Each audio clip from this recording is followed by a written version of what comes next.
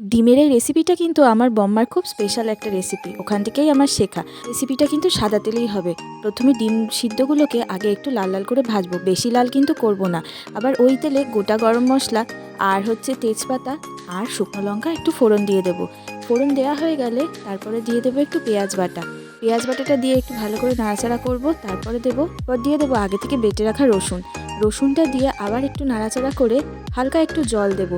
দিয়ে না তারপর দেবো আদা বাটা। আদা বাটাটা দেওয়া হয়ে গেলে এখানে দিচ্ছি আমি জিরে গুঁড়ো আর দিলাম ধনে গুঁড়ো, কারণ এগুলো দিলে একটা ডিমের আলাদাই ফ্লেভার আসে। তারপর দেবো একটু কালারের জন্য কাশ্মীরি লাল লঙ্কা।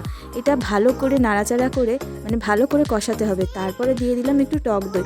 টক দইটা তোমরা একটু আগে থেকে ফেটিয়ে রাখবে, আমি ভুলে গেছিলাম বলে তাড়াতাড়ি দিয়ে দিয়েছি। এবার আমি আগে থেকে বেটে রেখেছিলাম কাজু বাদাম, চালমগজ আর হচ্ছে পোস্ত বাটা, এগুলো দিয়ে কিন্তু ভালো করে কষাতে হবে, কারণ যাতে যেন কাঁচা গন্ধ না থাকে। আর এখন দিচ্ছি ফ্লেভারের জন্য একটু চিনি আর দেবো টমেটো পেস্ট। কেউ টমেটো গোটাও দিতে পারো, আমার মনে হয় পেস্ট করে দিলেই ভালো হয়।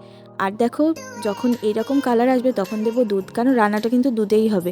আর তারপরে দিয়ে দেবো ঢাকা। একটুখানি ফোটার পরে আমি ডিমগুলো দিয়েছিলাম আর দিচ্ছি ঘি, আর এখন দিচ্ছি গরম মশলা। ডিমের কোরমার এই রেসিপিটা আমার বম্মা কিন্তু দারুণ করে, আর আমি বম্মা থেকেই রান্নাটা শিখেছি। এইটা কিন্তু পোলাও বা ফ্রাইড রাইসের সঙ্গে দারুণ লাগে। আর তোমাদের কেমন লাগলো কমেন্ট করে জানিও।